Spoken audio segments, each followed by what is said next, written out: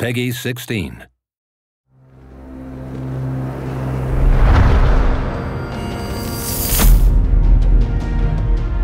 When we rose to crush the fallen, it was I who showed them mercy. House of Wolves starts with a betrayal. The House of Wolves have risen up against the Queen and attacked her guards. And now the Queen is deciding to make a change to open up the reef for all Guardians to come and collect bounty. Now, they will feel my wrath. Attention, Guardians. This is Petra Venge of the Awoken Royal Guard. Throughout the story, Petra, she's the voice for the Queen. She'll be sending you on the main story missions to hunt down the main bad guy, Skolas. I'm the Queen's blade. Your hunt begins with me. Rather than just have the one story character, we introduce a whole new area, the social space of the reef. Take a walk around. You'll find some interesting allies here. There are multiple different characters in there, each with their own perspective. I can help you find the wolves. And you just have to go to the reef and see new quest givers. That's a really interesting way to both expand the universe and tell a compelling story. The team really wanted to explore more activities for the player, new weapons, armor, and gear to earn. House of Wolves will stand forever. Once you've completed the story, the Prison of Elders opens up to you, and Varix is your guide through that.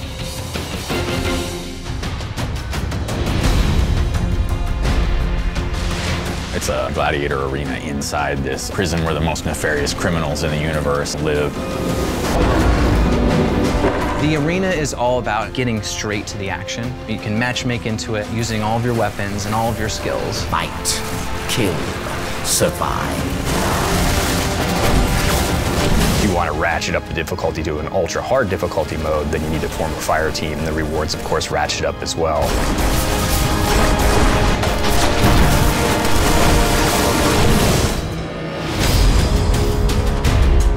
We have Brother Vance, who is a vendor specifically for the Trials of Osiris. The wolves will test them, make them ready for the trials.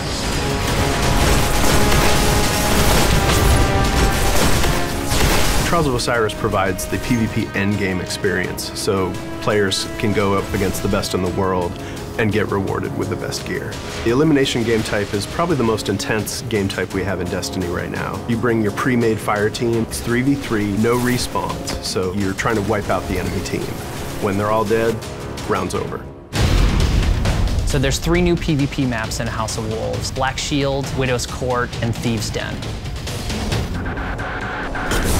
Black Shield takes place on Phobos, one of Mars's moons. It's an abandoned Cabal outpost. It tends to play really well for control and also nicely for skirmishing. Widow's Court is an asymmetrical map that takes place in the European Dead Zone, and it features long sniper lines as well as close quarters battle. Thieves' Den takes place in an abandoned fallen outpost in an active volcano. The really interesting part is the center of the map that you end up fighting on and around quite a bit because it's the focal point and the midline.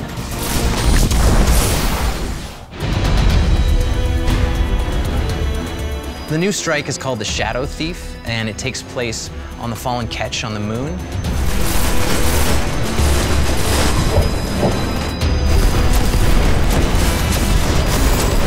Tracking another fallen captain who's gone rogue. You meet him several times, and he taunts you up. So it's not just about waves of enemies, it's not just about one culminating boss battle.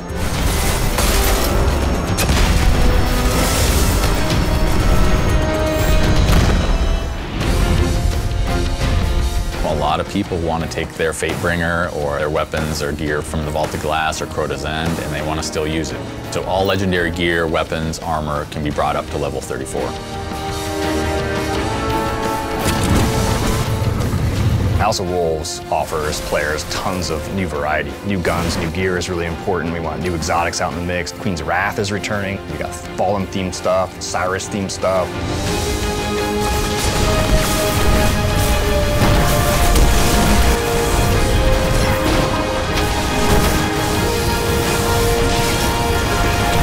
great thing about Destiny is it doesn't stop with House of Wolves.